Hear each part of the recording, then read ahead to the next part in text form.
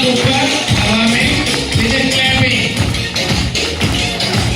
So sir, on behalf of all Welcome family, I welcome you on the stage. Please give him a big hand of applause, Mr. Rahul Sugan. यहाँ तक पहुंचे तो आप leader है, क्योंकि leader actually सिर्फ एक ही होता है कि वो जानता है कि कब ऐसा मौका आता है कि जो मुझे सीख के आगे बढ़ना है। और मेरा मानना यह है कि वो जो कंसिस्टेंट नॉलेज होती है वही आपकी लीडरशिप प्रूव करती है। तो लीडर्स से आगे खुल के बात कर सकते हैं। बहुत ज्यादा उल्टा सीधा बोल जाऊं तो उसको रिकॉर्ड मत कर लेना, क्योंकि दो शब्द ऐसे हैं जो कल से ललित जी ने बोले और अभी सर ने बोला। मैं शुरुआत कहीं और से करना चाहता था, पर मुझे वो लगा कि वो बात कर सकते हैं। ओके, यहाँ पे बात करते करते सिगरेट या खैनी खा सकते हैं? आपके यहाँ पे अलाउड नहीं? कभी आज तक कभी किसी ने ऐसे स्टेज पे खड़े होकर खाए नहीं? हाँ जी, शोभा नहीं देता। लेकिन आप में से कितने लोग खाते हैं राजदरबार, रजनीगंधा, ये सब? 1, 2, 2.5, 3, 3.25। तो आप इस टाइम जब बैठे हैं तो आप ये खा नहीं रहे, तो मुझे भी नहीं खाना पड़ेगा। बड़े से कोई खाने से प्रॉब्लम होती है? क्या होती है? कैंसर होता है? कंफर्म है? तो चीनी खाने से नहीं होता? क्योंकि कल तो मेरे को लगा कि सब मिठाई तो सारे खा रहे हैं। जिसका शुगर है वो नहीं खाएगा सर। शुगर नहीं खाते आप, लेकिन कल सब मिठाई खा रहे थे। तो ज्यादा खतरनाक कौन सा है, ये या चीनी है? चीनी है ना, तो ये कम खतरनाक हो गया, तो ये खा सकते हैं। एक आजकल और बीमारी आ गई है, वो नींद की। आप में से कितने लोगों को पता होगा, जैसे सोशल मीडिया का बड़ा चर्चा चलता है, जेब में रख लेता हूं ये। वो आजकल एक और बीमारी आ गई है, नींद। तो WHO ने एक्चुअली में सोने को भी एक पेंडेमिक बना दिया है। वो कहा जाता है कि बच्चे आज की डेट में 1.5 घंटा कम सोते हैं सोशल मीडिया के चक्कर में, और बड़े करीबन 1.25 घंटे के आसपास कम सोते हैं। तो नींद भी एक बीमारी हो गई है। अब नींद बीमारी है या ये खैनी बीमारी है ये तो नहीं पता, बट बीमारी है। सही मायने में देखा जाए तो इस रजनीगंधा, तुलसी, ये जो पान मसाला, तंबाकू है, इससे ज्यादा डेंजरस ये चीनी है और ये सोने की बीमारी है कि नहीं है? अगर यही बात मैंने अभी और जान से बोली होती ना, और चिल्ला के बोली होती, स्टेज पे गाड़ी दिखा के बोली होती कि इस तंबाकू के खाने से मुझे गाड़ी मिली है, आप में से 6 लोग तो खाना शुरू कर देते। ये सुनो, और आप में से 4 लोग कहते हैं कि भाई साहब आज तक ये बात मिस हो रही थी कि भाई साहब खैनी खाने से भी बीमारी होती है। ये तो बहुत बढ़िया चीज है। ये भाई साहब आए थे दिल्ली से बोल रहे थे, मान जाते नहीं मान जाते? कई ने तो बोला होगा अपनी बीवी को, देख भाई साहब सही कह रहे हैं। ये ताकत होती है शब्दों में, कि जब आपके हाथ में माइक होता है और जब आप लीडर होते हैं ना, और आप जब फील्ड में जाते हैं, जब आप बोलते हैं कि टॉप 10 सबसे अच्छी अपॉर्चुनिटी है,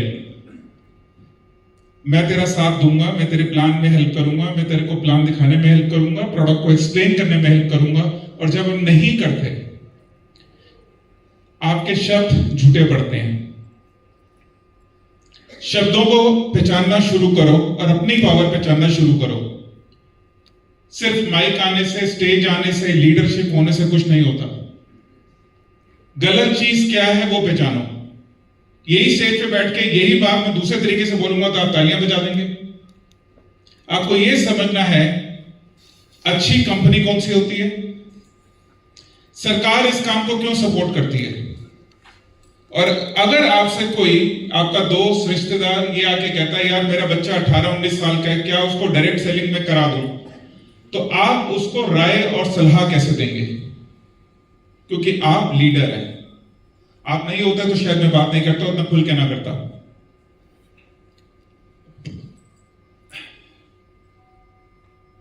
अब इसको किधर पॉइंट करना है? लैपटॉप पे? ओके। तो शब्दों की पावर समझ में आ गई? आ गई? अभी भी नहीं आई है तो मैं बता देता हूं, ये रजनीगंधा के सिर्फ चाय के पत्ते हैं, कुछ नहीं है। ये खाली चाय है जो मैंने अभी ऑडिटोरियम से उठाई है।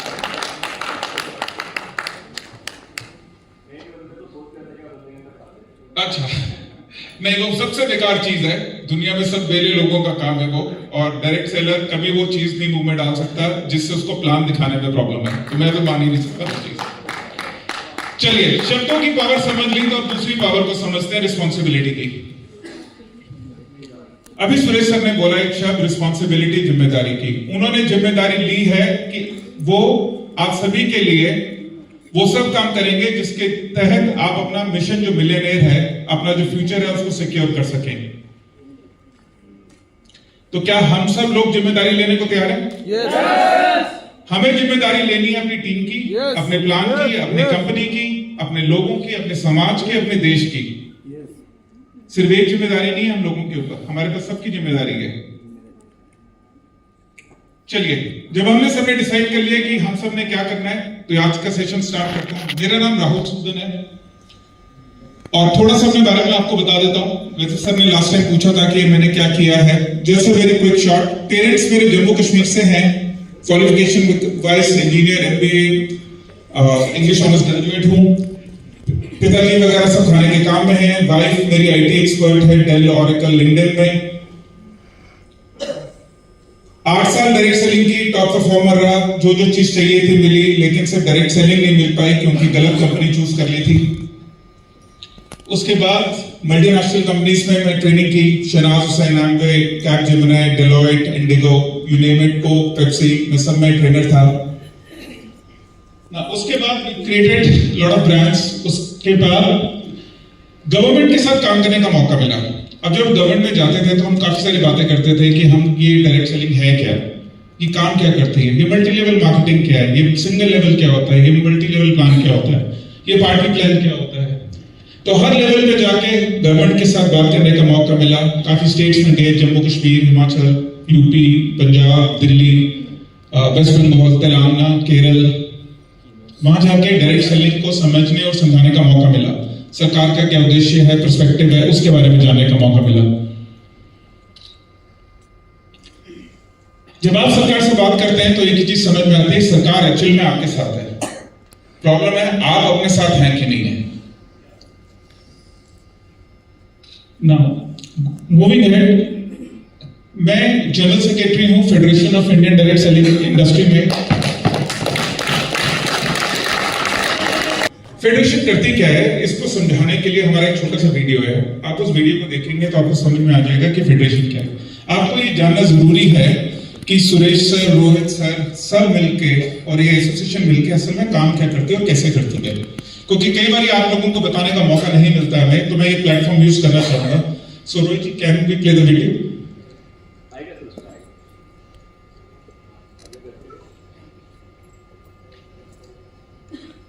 नहीं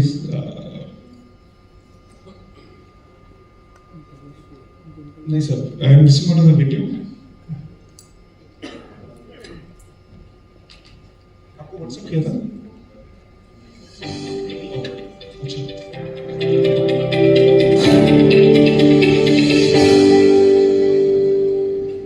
डायरेक्ट सेलिंग इंडस्ट्री का हिस्सा बनने के लिए आप सबका धन्यवाद। सभी के प्रयासों से आज डायरेक्ट सेलिंग इंडस्ट्री भारत की सबसे तेजी से बढ़ती हुई इंडस्ट्री बन गई है। आइए देखते हैं प्रयासों में फिटसी का योगदान। फिटसी भारतीय डायरेक्ट सेलिंग उद्योग में एथिकल प्रैक्टिस को बढ़ावा देने में अग्रणी भूमिका निभाती है। हमारा सपना भारतीय डायरेक्ट सेलिंग की आवाज बनना, एथिकल प्रैक्टिस, उपभोक्ता विश्वास और समाज और अर्थव्यवस्था पर डायरेक्ट सेलिंग उद्योग के सकारात्मक प्रभाव के लिए वैश्विक मान्यता को बढ़ावा देना है।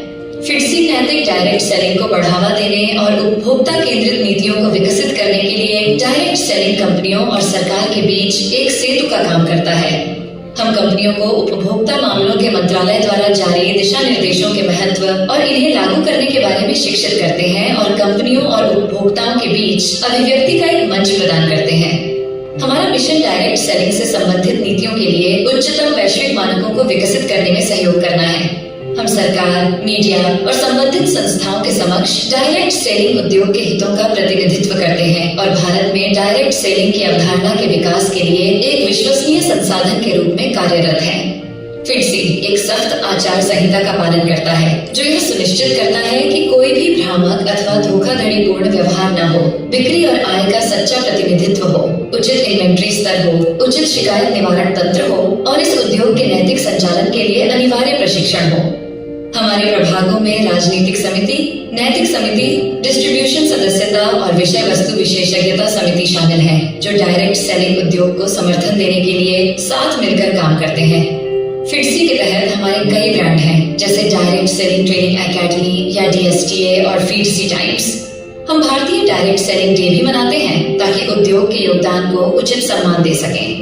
डायरेक्ट सेलिंग ट्रेनिंग एकेडमी के तहत हम विभिन्न प्रशिक्षण सत्रों का आयोजन करते हैं। इनमें निम्नलिखित सत्र शामिल हैं। कानूनी माप विज्ञान सत्र दिसंबर 2016 में पुणे में आयोजित किया गया था। GST प्रशिक्षण सत्र फरवरी 2017 में दिल्ली में आयोजित किया गया था। डायरेक्ट सेलिंग दिशा निर्देशों पर प्रशिक्षण जून 2018 में आयोजित किया गया था। डायरेक्ट सेलिंग कानून और नियमों पर प्रशिक्षण दिसंबर 2019 में आयोजित किया गया था। PCMC अधिनियम के अपराध मुक्त करने पर 29 जुलाई 2020 को वेबिनार आयोजित किया गया था। कानूनी माप विज्ञान जागरूकता सत्र 22 जून 2024 को आयोजित किया गया था।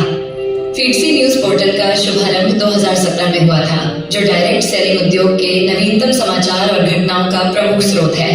फिटसी टाइम्स हमारा मासिक प्रकाशन है जो डायरेक्ट सेलिंग उद्योग से संबंधित खबरें, रिपोर्ट्स और मीटिंग्स से संबंधित जानकारी प्रदान करता है। फिटसी ने विभिन्न राज्य उपभोक्ता मंत्रियों सहित सरकारी अधिकारियों के साथ कई महत्वपूर्ण बैठकें की हैं, जिनमें केरल, तेलंगाना, राजस्थान, हरियाणा, झारखंड, दिल्ली और पंजाब आदि राज्य शामिल हैं।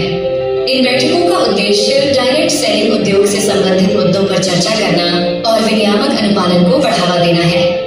फिटसी ने विभिन्न राज्यों में राष्ट्रीय जागरूकता सत्र आयोजित किए हैं, जिनमें हिमाचल प्रदेश, दिल्ली, उत्तर प्रदेश और पंजाब शामिल हैं।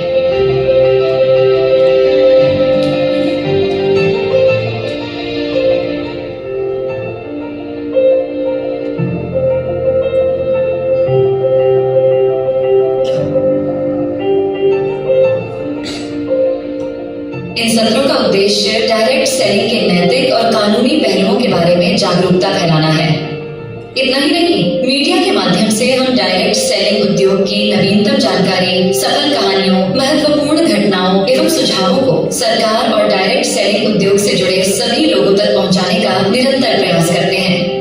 फिटसी के साथ जुड़े रहने के लिए और हमारे प्रयासों में शामिल होने के लिए आपका धन्यवाद। हमारा उद्देश्य है कि हम डायरेक्ट सेलिंग उद्योग को नैतिक और उपभोक्ता केंद्रित दिशा में आगे बढ़ाएं। तो काफी सारे ब्रांड्स हैं जो हमने डायरेक्ट सेलिंग के लिए जनरेट किए, जिसमें डायरेक्ट सेलिंग टुडे एक मैगजीन है जो हम निकालते हैं इस बिजनेस के बारे में, इस बारे में इंफॉर्मेशन देने के लिए। डायरेक्ट सेलिंग टुडे मैगजीन करीबन 6 साल से चल रही है और ये हिंदी इंग्लिश दोनों में आती है, जिसमें हम काफी सारे ट्रेनर्स, लोगों के, गवर्नमेंट के लोगों के आर्टिकल्स इसमें लेकर आते हैं। इसमें काफी इंटरनेशनल लोग भी अपने इनपुट्स देते हैं, जिनमें हम उनके जो व्यूज हैं, उनके जो थॉट प्रोसेस हैं, उनको हम लेकर आते हैं मैगजीन के थ्रू।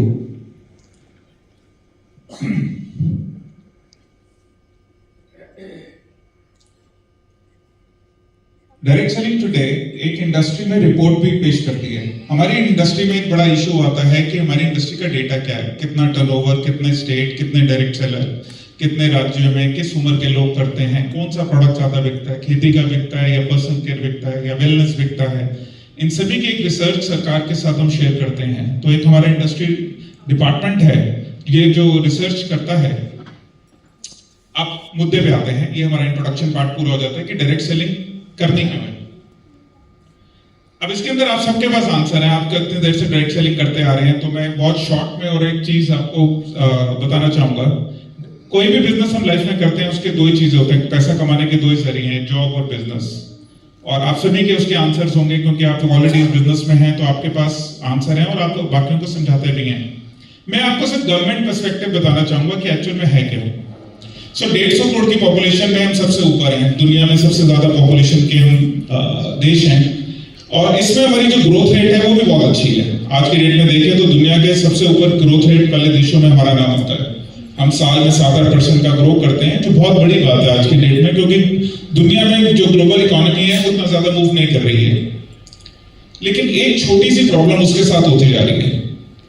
एक मापदंड होता है पॉपुलेशन में जिसको कहा जाता है काम करने वाली उम्र, यानी कि आप 16 साल से लेकर 45 साल की जो उम्र होती है उसको कहा जाता है काम करने वाली उम्र। अब दुनिया में क्या हो रहा है, जैसे जापान, यूएस या यूरोप जैसे देशों में वो जो जनसंख्या है काम करने वाली वो कम हो रही है, लेकिन इंडिया में ये बढ़ रही है। अब ये अच्छा है या बुरा है?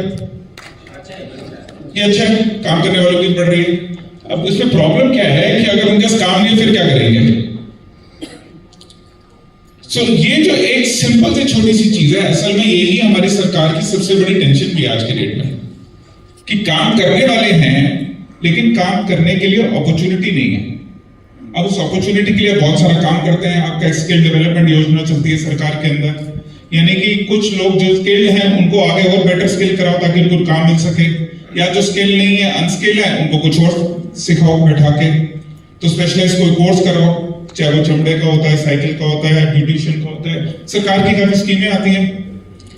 एक आपको एक पैरामीटर देता हूं कि स्किल डेवलपमेंट में एक स्कीम चलती है जिसके अंदर वो एक 3,48,000 लोगों को ट्रेन करते हैं जो ऑलरेडी स्किल्ड है, मतलब जो 12वीं पास हैं। उसमें सरकार करीबन 2,000 करोड़ रुपए खर्च करती है, यानी कि पर इंसान सरकार 2.5 लाख रुपए खर्च करती है किसी को सिर्फ इस काबिल बनाने के लिए कि उसको नौकरी मिल सके। अब आप जब सरकार के पास जाते हो कि आप एक ऐसा बिजनेस करते हो जिसमें सेल्फ एम्प्लॉयमेंट, स्वरोजगार जनरेट किया जा सकता है, तो आपकी बात सुनी जाती है। और जब आप कहते हो कि उनको ट्रेनिंग भी आप खुद देते हो, आप उनको सिखाते भी हो कि बोलना कैसे है, डिजिटली या ट्रांजैक्शन कैसे करना है, अब आपने उनको ये भी सिखाया कि कपड़े कैसे पहनने हैं, तो एक्चुअल में सरकार को यकीन कराना मुश्किल हो जाता है कि एक ही ऐसा सिस्टम है जो ट्रेनिंग में इतना कुछ इन्वेस्ट करता है। तो इसलिए जो जॉब वाला जो सिनेरियो है ना, इसकी वजह से चलते हुए इस बिजनेस की ग्रोथ रेट एक्चुअली में हमेशा बनी रहती है। Now, ये कुछ डेटा है, but I will just move to something which is the second part. Business जो करने के जो तरीके हैं हिंदुस्तान में, उनको जज करना मुश्किल है कि कितने बिजनेस के लोग कामयाब होते हैं, कितने नहीं होते। हर एक का अपना एक्सपीरियंस है। कोई खेती को भी बिजनेस मानता है, फिर कोई दुकानदारी है, या फिर वो कोई फ्रेंचाइजी लेता है। कुछ भी बिजनेस आप कर सकते हैं, और हर एक के पास एक बिजनेस करने के अपना एक एक्सपेक्टेशन होगा। बिजनेस करने में आपको एक चीज देखती है सरकार की, बिजनेस को शुरू करने में सरकार कितना सपोर्ट देती है। तो उसके यार्डस्टिक या मापदंड आप कह सकते हैं कि वर्ल्ड में हम अभी भी 68 नंबर पे आते हैं बिजनेस को शुरू करने के तरीकों में, आसान तरीकों में। यानी कि अगर आज मुझे बिजनेस शुरू करना है तो दुनिया में ऐसे कई देश हैं जो 4 घंटे में बिजनेस शुरू करने में हेल्प करते हैं, बट इंडिया में अभी भी बिजनेस शुरू करने में चैलेंजेस हैं। दूसरा पॉइंट है वो थोड़ा सा ज्यादा फोकस करने वाला जो आपको करना चाहिए। 90% बिजनेस जिनमें लागत या पूंजी 1.5 लाख रुपए की होती है वो बंद हो जाती है। अब जनरली जो पहला बिजनेस हम लाइफ में शुरू करते हैं, छोटा बिजनेस जब शुरू करते हैं, तो हम जनरली अपने दोस्तों से, रिश्तेदारों से कुछ गहने रख के उधार लेके काम शुरू करते हैं। 90% वो बिजनेस बंद हो जाते हैं। तो आपसे कोई कहे कि डायरेक्ट सेलिंग के बिजनेस में बहुत रिस्क है, तो उनको समझाना बाहर जाके 1.5 लाख रुपए में होकर काम करके दिखा, उसमें सक्सेस के रेशियो देख लेते हैं। डायरेक्ट सेलिंग का फ्यूचर, मेरे से ज्यादा आप लोगों को इसमें यकीन है, तो मैं इसमें सिर्फ आपके साथ कुछ एक पॉइंट शेयर करना चाहूंगा। किसी भी डायरेक्ट सेलिंग छोड़ के किसी भी इंडस्ट्री की बात करते हैं, कोई भी इंडस्ट्री ग्रो क्यों करती है? जैसे अगर आपसे आके कोई पूछता है कि यार मेरे बेटे ने ग्रेजुएशन कर लिया, उसके बाद क्या करना है, या 12वीं के बाद उसको क्या करना है, तो आजकल तो बड़ी नई लाइनें आ गई हैं, artificial intelligence, robotics, cyber security, काफी सब आ गई हैं। ये जो पीछे वाले हैं आगे बुला रहे हैं, अच्छा आगे आगे चलो ठीक है। ओके, तो आपसे कोई पूछता है कि मेरे को क्या कराना चाहिए, कौन सी यूनिवर्सिटी में कराना चाहिए, तो आप उनको सलाह कैसे देते हैं? वो कहते हैं आने वाले टाइम का काम है। अब कोई आगे कहता है जी कपड़ा बनाने का काम करना, कारखाना लगाना है, कोई कहता है बुनकर बनना है या खेती में जाना है, तो भी आप उसको सलाह देते हैं। सलाह देने के पीछे आप सिर्फ एक पैरामीटर समझें, इसको कहते हैं 3G। पहला जी है सरकार। सरकार को उस बिजनेस के लिए सही रूल होने चाहिए, रेगुलेशन होना चाहिए, तभी आपको उस बिजनेस में आना चाहिए। दूसरा, उस बिजनेस में ग्रोथ होनी चाहिए। भाई बिजनेस बहुत अच्छा है लेकिन उसमें ग्रोथ ही नहीं है, तो आप अपने बच्चों को उस लाइन में क्यों जाने देंगे जिसमें ग्रोथ नहीं है? तीसरा, गाइडेंस सिखाएगा कौन? सरकार कहती है आप आके बिजनेस करो, हिंदुस्तान में बहुत बिजनेस का फ्यूचर भी है लेकिन सिखाने वाला नहीं है, कोई यूनिवर्सिटी नहीं है, कोई ट्रेनर नहीं है, कोई एजुकेशन सिस्टम नहीं है, तो भी आप उस बिजनेस को ग्रो नहीं कर सकते। तो किसी भी बिजनेस को आपको हमेशा इसी मापदंड पे देखना चाहिए। इन्हीं बिजनेस को हम डायरेक्ट सेलिंग के मापदंड से देखते हैं। सरकार इस बिजनेस को इसलिए सपोर्ट करती है क्योंकि सबसे ज्यादा हम ये 5 पॉइंट उनके लिए कवर करते हैं: self employment, make in India, digital education और स्किल डेवलपमेंट। चौथा पॉइंट जो वुमेन एम्पावरमेंट का है, महिला सशक्तिकरण का, थोड़ा सा टेक्निकल पॉइंट है, बट मैं आपको एक रेफरेंस देना चाहता हूं कि कभी आपको एक पॉइंट ध्यान रहे। हिंदुस्तान की अर्थव्यवस्था का नंबर पता है किसी को? हम हिंदुस्तान कितना टर्नओवर करता है? 3 करोड़, 5 करोड़, 7 करोड़, 4 करोड़। ओके, तो 4 ट्रिलियन इकोनॉमी है हिंदुस्तान की आज के डेट में। अगर ये महिलाएं जो घर पे हैं, जो अनऑर्गेनाइज्ड हैं, जो खेती करती हैं, जो लेबर का काम करती हैं, जो पढ़ के घर पे हैं या नौकरी नहीं कर रही, या वो पढ़ लिख चुकी हैं लेकिन शादी की वजह से काम नहीं कर रही, उनमें अगर सिर्फ 20% महिलाएं काम करना शुरू कर दें तो हमारे देश की अर्थव्यवस्था में 1 ट्रिलियन का इजाफा होता है, $1 ट्रिलियन का इजाफा होता है। तो आप समझे कि आप एक बहुत बड़ा हेल्प करते हैं सरकार की जब आप किसी लेडी को कहते हैं कि चल तो 1 घंटा ही शुरू कर, आधा घंटा शुरू कर, काम शुरू कर, मिलके करते हैं। इन 5 चीजों की वजह से गवर्नमेंट इस बिजनेस को सपोर्ट करती है। अब गवर्नमेंट ने सपोर्ट कैसे किया? इसके लिए लॉ बना के, रूल बना के। अब ये बहुत टेक्निकल हो जाएगा, तो आप में से आधे लोग सो रहे हैं तो आधे और सो जाएंगे। आप में से कितने लोग सो चुके हैं? अच्छा, सो चुके हैं तो हाथ नहीं उठाएंगे। तो किसी को खुली आंख से सोना नहीं आता? अच्छा, ओके, हमने ट्रेनिंग ले ली थी कि हम खुली आंख से सो सकते थे। ओके, मैं आपको शॉर्ट में एक चीज बताना चाहूंगा। क्या डायरेक्ट सेलिंग बिजनेस लीगल है? कोई आपसे पूछता है लीगल है तो उसका क्या आंसर देते हैं? डायरेक्ट सेलिंग का बिजनेस लीगल क्यों है? एक एक करके, ये इंपॉर्टेंट है सबके लिए जानना। तो पहला कौन आंसर देना चाहेगा? Yes sir. 2016 से लीगल हो गया क्योंकि रूल्स एंड रेगुलेशन है, एक आंसर। दूसरा, यस सर। दिसंबर 2021 में पार्लियामेंट में पास हुआ है। बहुत बढ़िया सर, 2021 में पार्लियामेंट से पास हुआ है। और कुछ? व्हाइट मनी हम कमाते हैं। अच्छा, ब्लैक मनी नहीं, वो कल ललित सर ने 500 के नोट को टच कराया था, तो व्हाइट है तभी टच करा देंगे। ओके, कोई और मतलब ये तो पता होगा ना कि क्योंकि कर कोई पूछता है कि भाई साहब मेरे बेटे को आप इस लाइन में काम करने के लिए कह रहे हो, मेरी बेटी को कह रहे हो कि ये काम करना है, तो ये लीगल है कि भी नहीं है, ये तो बता दो। पहले टीडीएस काट के आता है, पैसा आता है। ओके, चलिए अगली बार आपको कोई पूछे कि क्या ये काम लीगल है, आपको 3 चीजें बोलनी है, ठीक है? पहली चीज, पार्लियामेंट में कंज्यूमर प्रोटेक्शन एक्ट पास हुआ है 2019 में, जिसमें डायरेक्ट सेलिंग है।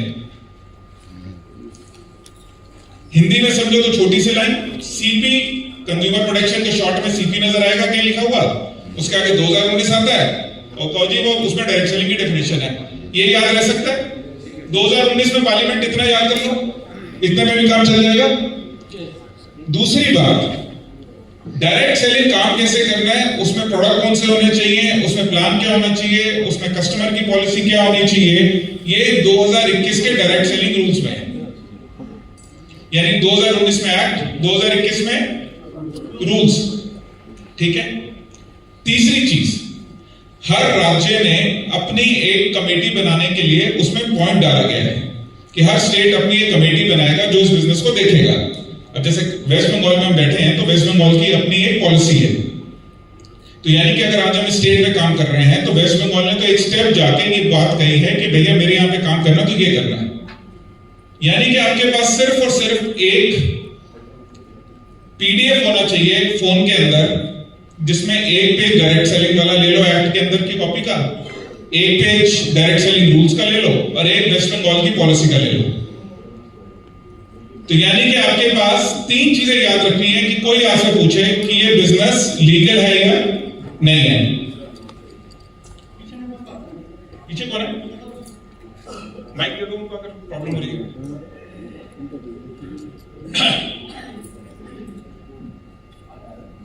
चलिए, याद है 3 चीजें। जो डायरेक्ट सेलिंग रूल्स है वो 2020 में आया था, 22 में आया था या 23 में?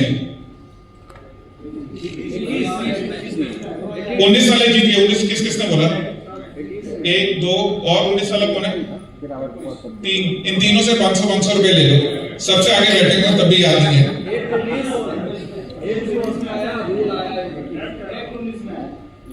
एक्ट 19 में है, रूल्स 21 में है और वेस्ट बंगाल में स्टेट में पॉलिसी है। बस ये 3 याद रखनी है। ये रह जाएगी। ओके। फिर सर बाकी अदर स्टेट में फिर वेस्ट बंगाल के बिहार में जब एग्जांपल देंगे तो फिर पूछेगा ना यहाँ पे क्या है। ओके, बहुत अच्छा क्वेश्चन है। अब प्रोसेस क्या है कि जो डायरेक्ट सेलिंग रूल है ना 2021 का, उसमें कहा गया है कि हर स्टेट को अपनी एक कमेटी बनानी है। अब ये जो प्रोसेस है धीरे धीरे चल रहा है। तो सबसे पहले जो पॉलिसी बनी वो आंध्रा में बनी, फिर उसके बाद आपकी वेस्ट बंगाल में, मेघालय में, फिर तमिलनाडु में, फिर गोवा में। अब केरल का पॉलिसी फाइनल हो चुका है। वहां पे इलेक्शन आने की वजह से थोड़ा सा लेट है, लेकिन वो जैसे इलेक्शन का पीरियड खत्म होता है तो उसमें वो रिलीज हो जाएगी। बाकी सभी स्टेट्स ने इसके ऊपर काम करना शुरू कर दिया है। बट अगर स्टेट की पॉलिसी नहीं भी निकलती तो भी डायरेक्ट सेलिंग रूल 2021 होने की वजह से ये पूरे हिंदुस्तान में मान्य है स्टेट में। ठीक है, अब इसके अंदर आप पहले भी जा सकते सर। Thank you. इसमें बहुत नई चीजें भी निकल के आई हैं। केरल ने जो ड्राफ्ट निकाला है गाइडलाइंस का, रूल्स का, वो बहुत सीरियस है। उसके अंदर आपको अपने प्रोडक्ट की क्वालिटी भी बतानी है। उसमें आपको ये भी देखना है कि आप किसी तरीके से मनी सर्कुलेशन तो नहीं कर रहे। ये तो नहीं है कि आप 10 रुपए की चीज 10,000 रुपए बेच रहे हो और कहने को 60-70% का पे आउट जा रहा है। तो कई बार हमें लगता है कि यार एक फला कंपनी है वो इतना पे आउट कैसे दे सकती है, हम भी तो लीगल है, वो भी अपने आप को लीगल कहते हैं। अब इन्हीं चीजों के ऊपर सरकार ने काम करना शुरू कर दिया। तेलंगाना गवर्नमेंट इस टाइम पे तो शायद ऐसा एक पॉइंट डिस्कस कर रही है जो मुझे लगता है बहुत गेम चेंजिंग होने जा रहा है। वो ये चाहते हैं कि तेलंगाना में जितने भी डायरेक्ट सेलर्स काम कर रहे हैं या करेंगे, उन सभी का डेटा सरकार को चाहिए, उनका आधार का रजिस्ट्रेशन सरकार को चाहिए, उनका नंबर चाहिए। तो आप समझे कि सरकार कितनी वैल्यू दे रही है डायरेक्ट सेलर को कि उनके लिए अलग से एक डेटाबेस मेंटेन करना चाहिए।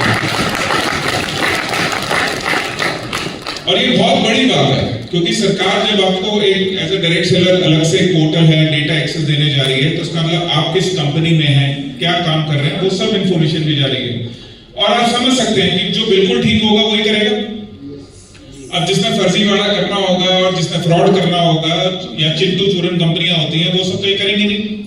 और ये वही कंपनी है जो 70-80% का पे आउट दिखा के लोगों को गलत सजेशन देती रहती हैं। जी सर, कोई ऐसा प्लेटफॉर्म जहाँ पे हम सारे डायरेक्ट सेलिंग कंपनी को देख सके कि कौन प्योर है या कौन अनएथिकल। ओके, बहुत बढ़िया पॉइंट है। ये एक्चुअली हमारी एसोसिएशन का भी एक रिक्वेस्ट है सरकार से। इनफैक्ट सुरेश जी तो इसमें हमारे साथ जब महाराष्ट्र गवर्नमेंट की मीटिंग में गए थे तो सुरेश जी ने ये रिक्वेस्ट भी किया था कि सर ऐसा कुछ इन्फॉर्मेशन दे दो जहाँ पे लोग जो कस्टमर हैं, डायरेक्ट सेलर हैं, वो एक डिसीजन ले सकें।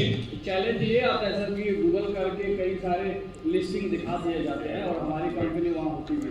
ये आप बिल्कुल सही कह रहे हैं। देखो गूगल में कितने प्रतिशत सर्च गूगल में होता है?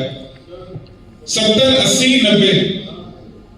जब आप गूगल करते हैं तो कितना सच आता है? 70%, 80%, 90%, 95% झूठ होता है। लेकिन फिर भी वो पेपर पे होने के कारण उस समय तो आपने मान के चलना गूगल से आप क्या ढूंढते हो, ये ढूंढना भी अपने आप में एक तरीका है। सही मायने में तो देखो सरकार की कोई लिस्ट है नहीं, पहली बात समझो। तो लोगों ने क्या करते हैं कि अपना गूगल का बना लेते हैं। दुनिया की सबसे अच्छी नेटवर्क मार्केटिंग जब खोलोगे तो उनका नाम आ जाएगा। जैसे मैं ये बना लूं कि दुनिया का सबसे अच्छा ट्रेनर, खोलोगे राउत सूदन का नाम आ जाएगा। अब मैं ट्रेनर कितना अच्छा हो सकता हूं? मैं तो ललित अरोड़ा जी का 10वां % भी नहीं। लेकिन गूगल पे तो अपने आप को कर सकता हूं ना। तो आपको ये देखना है कि ऊपर का डोमेन क्या है। अब उसके अंदर क्या सरकारी डोमेन है? भाई सरकारी डोमेन क्या होता है? जीओवी होता है। भाई जब सरकार का डोमेन नहीं है तो उसके आगे XYZ जो मर्जी लगाओ तो वो तो फ्रॉड ही। वो तो मैं आप 4-6 लोग मिलकर नया डोमेन बना देते हैं indiastopmlm.com, और मैं किसी के घर जाके देखो जी indiatopmlm.com में देखो हमारी कंपनी का नाम है। अरे यार घर के खाना है, घर पे नीचे बना लेंगे ना।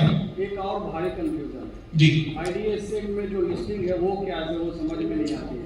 हर एसोसिएशन अपनी कंपनीज की लिस्ट अपनी वेबसाइट पर रखती है। कितना % सही है और उसका क्या प्रभाव है मार्केट में?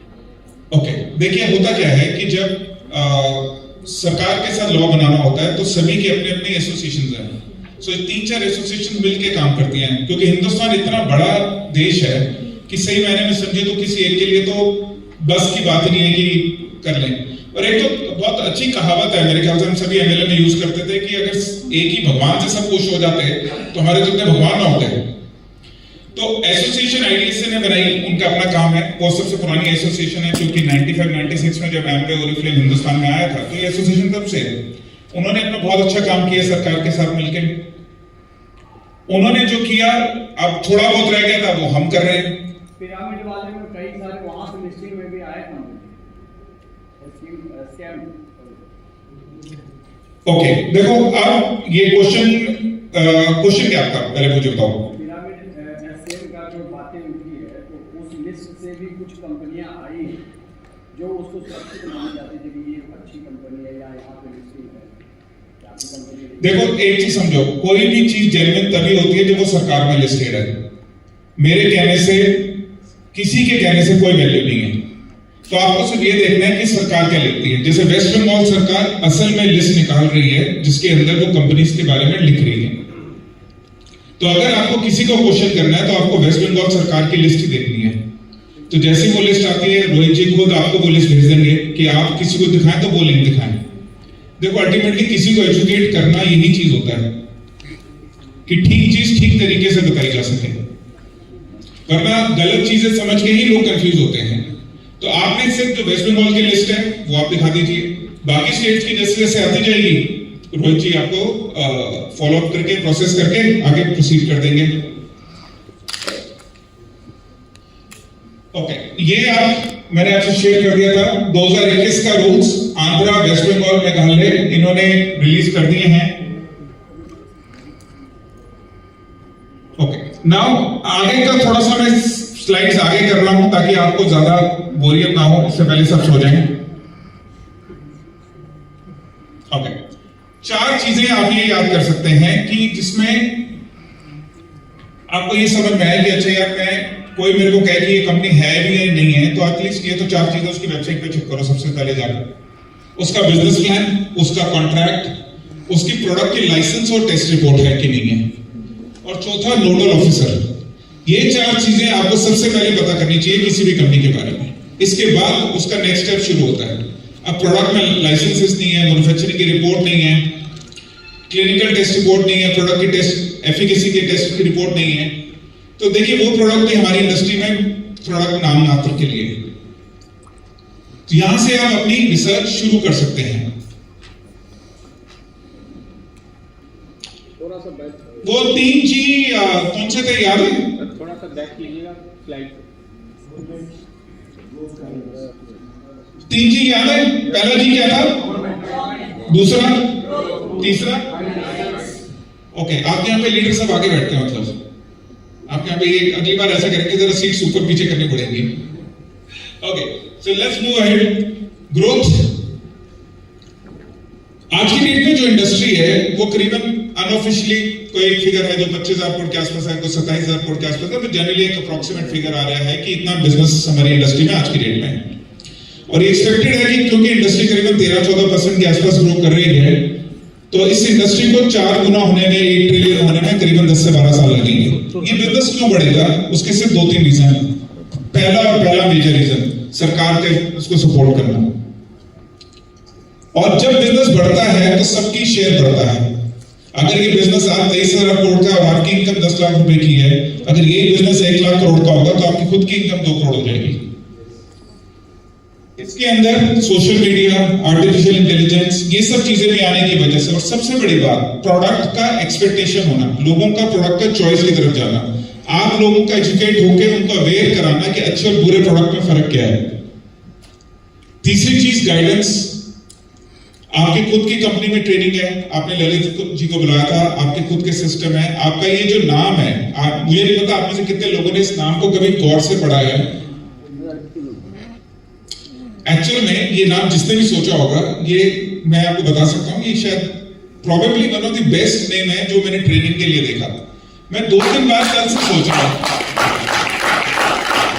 ये एक ऐसा नाम है कि मुझे कल को बांग्लादेश खोलना हो, टॉप 10 में नेपाल जाना हो, या फिर दुबई जाना हो, तो सिंगापुर ऑफिस खोलना हो अपने मलेशिया में, मैं तो 10 साल में तो देखो 4-5 कंट्रीज तो टॉप 10 ओपन कर ही लेगा।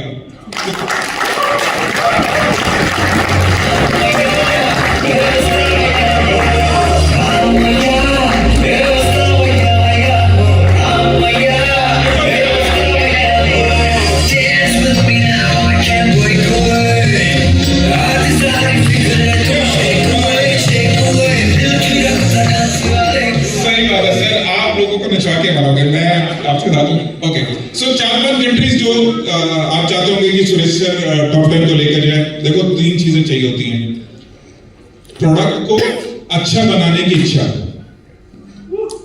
सिर्फ सिंपल सी चीज है, अच्छा बनाने की इच्छा चाहिए होती है, सब फिर काम होता है। यहाँ पे इच्छा नहीं मिलती मुझे इस इंडस्ट्री में। दूसरा, आपके पास टीम वो चाहिए जो उसको लीड कर सके दूसरी कंट्रीज में जाके। यहाँ से जब आप बांग्लादेश जाएंगे, जब आप मलेशिया जाएंगे, तब आपको हिंदुस्तान को रिप्रेजेंट करना है। जब आप सिंगापुर जाएंगे, मलेशिया ओपन करेंगे, क्योंकि प्रोडक्ट के साथ जाना बहुत आसान है। आपका प्रोडक्ट वाला कॉलम टिक हो चुका है, अब सिर्फ कॉलम रह जाता है लीडरशिप का कि वो कितने एग्रेसिव होकर जाना चाहते हैं। तो 5-10 साल का मेरे ख्याल से मोटा मोटा एस्टिमेट भी समझे तो दुबई, बांग्लादेश, नेपाल और Malaysia and I think Philippines, जो बहुत बड़ी मार्केट है इंडियन प्रोडक्ट्स के लिए, आप बहुत जल्दी ओपन कर सकते हैं। पाकिस्तान और श्रीलंका में कुछ टाइम के लिए छोड़ देते हैं क्योंकि वहां पे डायरेक्ट सेलिंग थोड़ी कम आ गई। ओके, लास्ट में मैं सिर्फ आप लोगों के साथ एक छोटी सी स्टोरी शेयर करना चाहूंगा, और ये स्टोरी एक्चुअली में इस बात पे बेस है कि कल जो ललित जी ने बताया और जो सर ने बताया, दोनों की चीज में सिर्फ एक चीज निकल के आ रही थी, माइंडसेट। कि माइंडसेट है क्या, और माइंडसेट क्या समझाया जा सकता है किसी को, या माइंडसेट बताया जा सकता है। सुनने में बड़ा आसान सा शब्द है और करने में सबसे बड़ा शब्द है। ये कहा जाता है कि माइंडसेट चेंज करना दुनिया का सबसे बड़ा चैलेंज है। सबसे बड़ी आदत दुनिया में कौन सी है? टूथपेस्ट चेंज करना। उससे बड़ी आदत है न्यूज़पेपर चेंज करना। सुबह की चाय चेंज करना इतना बड़ा माइंडसेट है।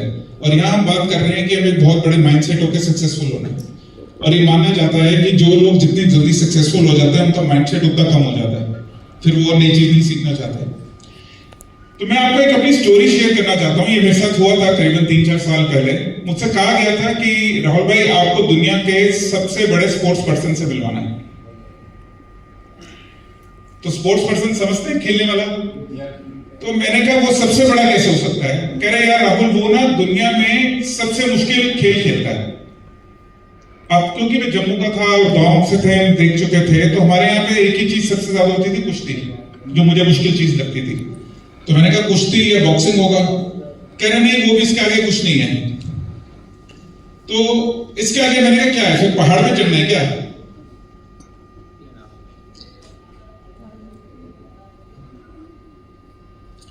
तो कह रहा था कि करीबन 4000 लोग तो पहाड़ में नीचे माउंट एवरेस्ट पे गए।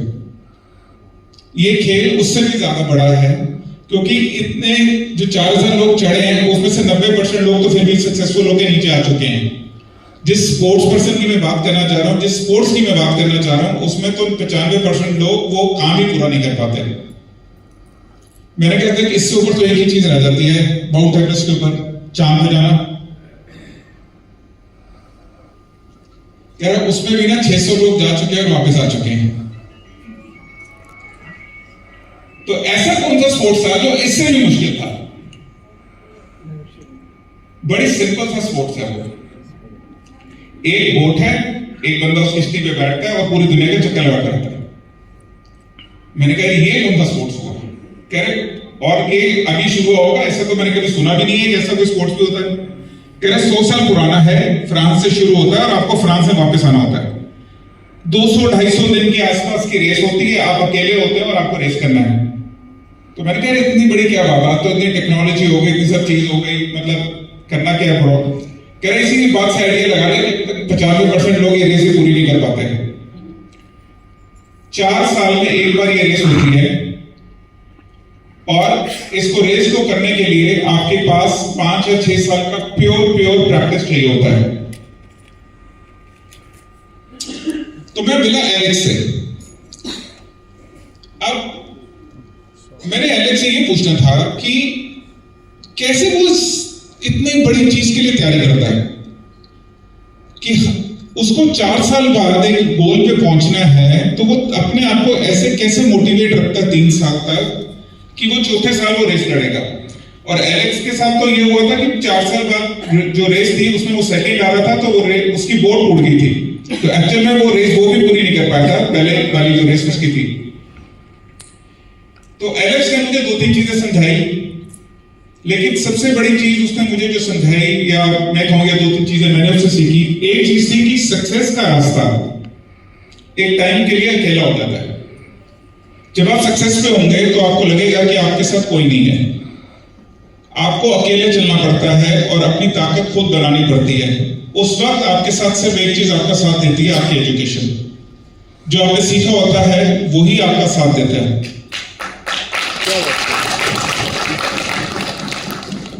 दूसरी चीज जो एलेक्स ने मुझे समझाई, कहने को बड़ा छोटा सा वर्ड है, फोकस। हर चीज में बोलते हैं फोकस। मम्मी सुबह बोलती थी मुझे फोकस करके पढ़ ले, डैडी कहते थे काम पे फोकस कर ले, स्टाफ को हम बोलते हैं फोकस कर ले, ट्रेनिंग में आके फोकस कर ले। है क्या ये शब्द फोकस? मतलब सुबह से शाम तक एक ही शब्द सुनते आ रहे थे।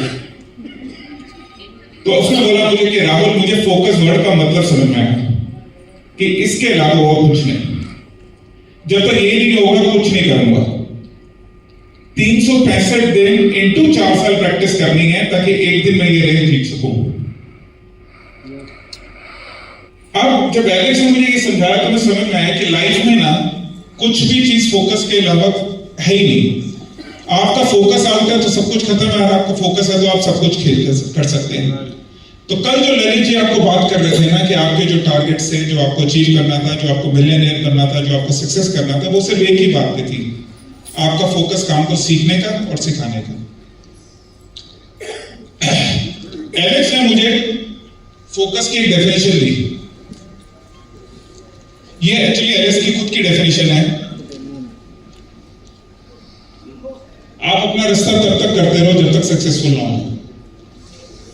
और मैंने एलेक्स से पूछा, मैंने कहा आज के बाद मैं ये डेफिनेशन आपकी कॉपी कर रहा हूं और मैं हर जगह ये डेफिनेशन यूज करूंगा। सो मेरा मानना ये है दोस्तों, ये इंडस्ट्री हो, आपका काम हो, कोई भी चीज हो, सिर्फ एक ही वर्ड चाहिए और कुछ नहीं चाहिए।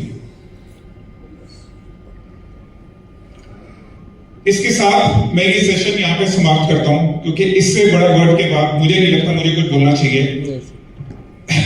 Thank you so much for having me out there. Thank you so much.